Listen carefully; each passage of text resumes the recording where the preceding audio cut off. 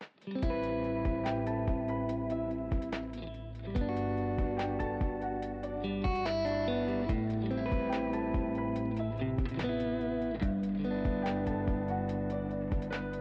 everyone, and welcome back to Nothing Typical. If you're new here, my name's Kylie Grace. Thank you so much for joining us, and if you're a returning listener, thank you so much for being back. I hope you all are doing well and enjoying the start of summer. On this podcast, I discuss navigating life in my 20s and all of the things that come with that experience when being neurodivergent and specifically autistic. I'm going to be very transparent right now. I recorded this episode over the course of a few months, and needless to say, that is definitely not the most ideal way to record a podcast. But the reason for that was I recorded it and then I got sick and then my voice sounded different, just a whole bunch of things. So because of that, even though I avoided when I was sick recording this, there's definitely changes in the audio. I'm still really learning when it comes to audio and how to make this sound the most enjoyable to listen to for you all. Normally, I hate when podcasters point that out to me because I wouldn't have noticed it unless they pointed out to me. So I'm very sorry if that's you. But this episode is literally responsible for me being late to upload last month and this month, and for not uploading April when I didn't upload at all. It's responsible for all of that.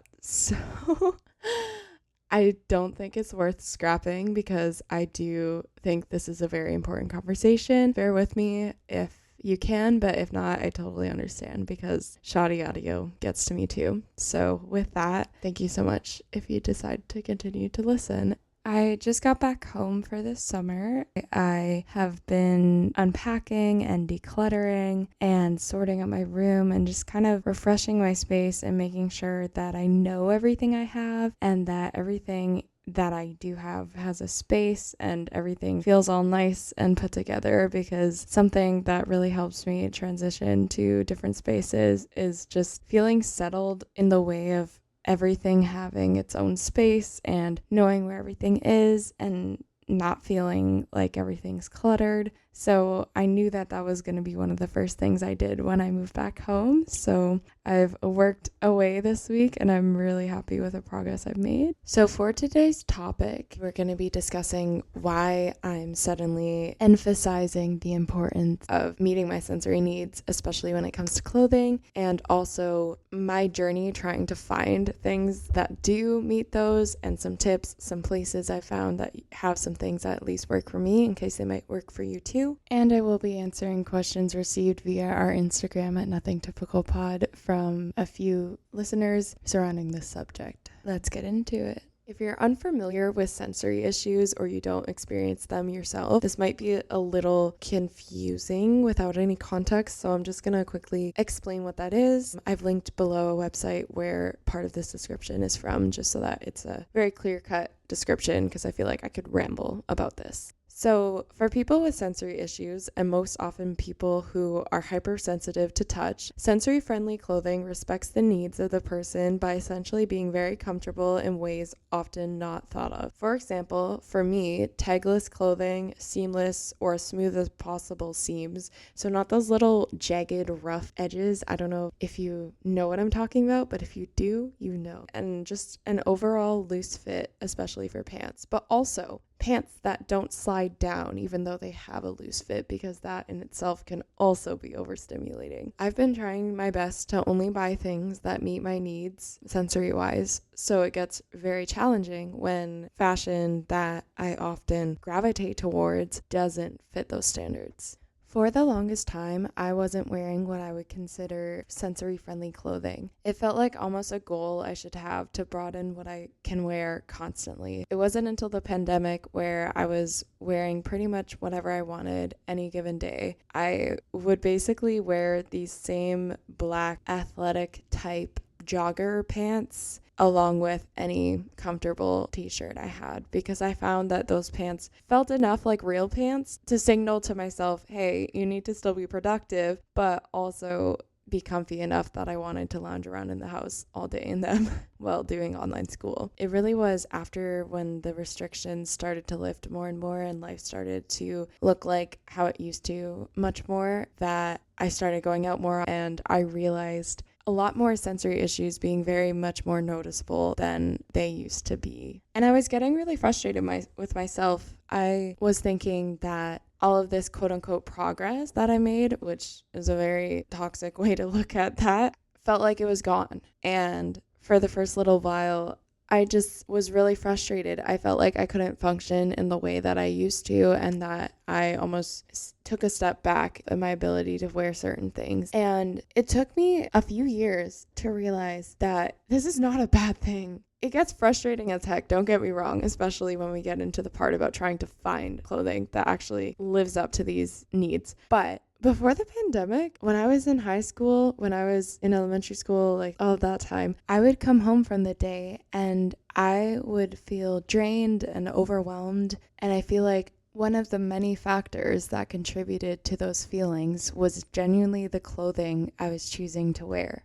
I know it sounds like a very small thing, but when you're hypersensitive to touch, it is a massive deal. And so that is why I have been working more and more towards finding a balance between owning clothing that makes me feel beautiful, but also that makes me feel physically good, aside from just appearance-wise. I feel like this ties in a lot to the process of unmasking a bit, which is something I talked a lot about in my last episode. I definitely have not fully unmasked by any means, but I am slowly, I think, kind of working towards that in some capacities. And I'm not sure if I'll ever be able to fully unmask, at least in the sense of the involuntary feeling like I have almost a veil over me. However, with the aspects of masking that involve, not advocating for my needs or wearing things to fit in rather than things that meet my sensory needs, that side of masking, it's a lot easier for me to actually control a little bit by speaking up for myself in environments that I feel comfortable enough to do so, or wearing things that make me feel cute but also good sensory wise. And so I think clothing is a really great way to start, because finding clothing that fits all of these boxes where you feel fantastic but it also does meet those needs, it makes you feel so empowered. It makes me feel so empowered, because not only do I feel like I look fantastic, but I also don't want to rip the clothes off of my body, which is a feeling that I sometimes can get, particularly when I wear jeans. And that is because jeans are my definition of a sensory nightmare as far as clothing is concerned. If you also experience sensory issues, for you it might be different. Maybe it's the linen pants that I live in for most of the cool summer days, or maybe it's a wool sweater, which I'm right there with you. Whatever it may be though, you deserve to feel like there's actually options aside from those things to wear to help you succeed in the environments that sometimes are almost forcefully expecting certain clothing items. For example, different jobs, you may be expected to wear dress pants, for example. And with that example, luckily, dress pants have come a significantly long way. There's so many more options now for things that technically look like dress pants and can totally get you passing for whatever it is you may need them for, but in a way that also does not make your skin crawl, which is fantastic, because I don't understand why it's almost a requirement to wear clothing that just feels that awful. Honestly, I feel like a lot of people, not just neurodivergent people, could benefit from reevaluating the type of clothing that we deem necessary for certain environments. But nonetheless, here we are, and I'm really excited that there are more options. However, it's important to mention that these sensory-friendly options still may not be accepted by workplace dress codes, which is an issue. And one thing I want to mention too is there definitely still is nowhere near enough options. I have searched numerous times for sensory-friendly clothing online, and whenever I search something even remotely close to that wording online, I am constantly faced with websites like clothing for autistic children, we make tagless clothing, etc. And it's always only kids' clothes. I have yet to find a brand of clothing that sells adult sizes and actually markets themselves as sensory friendly in some capacity, which is really frustrating because I feel like in a lot of ways, not just this, but society sort of thinks of autism as a young boy's disorder specifically, but even if they're a little broader than that, then autistic children, but they never really think that much about autistic adults, which is really frustrating because we exist. And, autism is a genetic disorder. It doesn't just go away once you hit 18. And having more resources to help us meet our needs and be understood and just have tools to help us thrive in environments that often are not made for us, whether clothing-wise or otherwise, would be so extremely helpful. Bringing it back to clothing, living in a way that constantly goes against what your body needs to feel comfortable is an extremely draining state to always be in. And you shouldn't have to be in that state to also wear things that align with your personal style and just make you feel good and like yourself. I feel like picking out clothing is such a personal thing that a lot of people get to experience, and it has the opportunity to be such a fun thing that joy shouldn't just be stripped because for whatever reason, in this example, sensory issues, you're confined to this small section of a store, or you don't even know what you could possibly wear that you'd be okay to wear, because that's just no fun. So that's my little speech on why all of this is so important. Now let's get into my tips for a few ways I make sensory friendly clothing out of my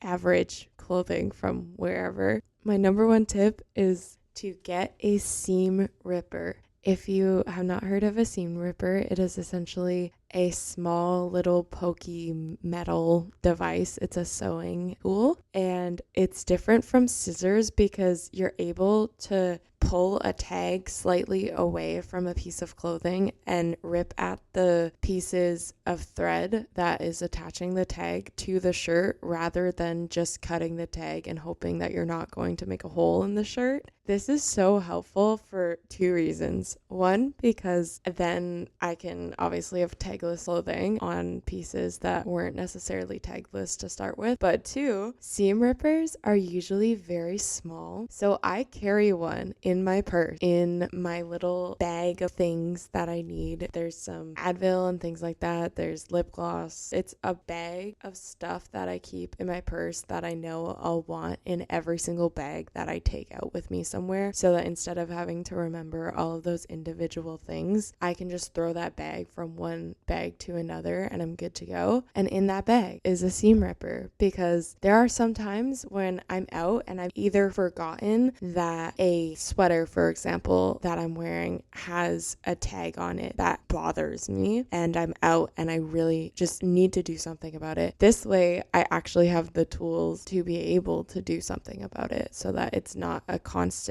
continuous problem the entire time I'm out. And also too, maybe I'm feeling more hypersensitive one day than another. So a shirt I always wear and is usually perfectly fine one day is actually really bothering me. And once again, I need something to cut the tag out. This way I have that option and it's life-changing. My next tip is to pair items of clothing that are very comfortable with maybe some of your pieces that aren't as comfortable. For example, today I am wearing the softest t-shirt I think known to mankind, and with that I wanted to wear my blue jeans. I have an outfit that is more than passable and that I can on a good day wear, and I'm great. Now on the contrast, on days where you know that you're more overstimulated already or things just aren't working out when you're trying to pick out an outfit, one thing I find really helpful is to have a few quote unquote safe outfits on hand that you know are at least 80% comfortable and that you won't hate wearing. For example, I have those similar athletic pants I mentioned earlier that I used to wear all the time during shutdown that I now wear on days when I just need something comfortable, and I know that. I have that and then a soft t-shirt and my favorite cardigan, and that's what I wear. Or if I need to be a little more dressy, I have these really soft pants that kind of look like dress pants from Old Navy, and I'll wear those with a comfortable tank top and a nice sweater, and it all works together, but I'm also super comfortable. I always have a few options on hand that I can use to create an outfit that not only makes me feel like I look good or fit the part of whatever setting I'm headed to, but also in a way that doesn't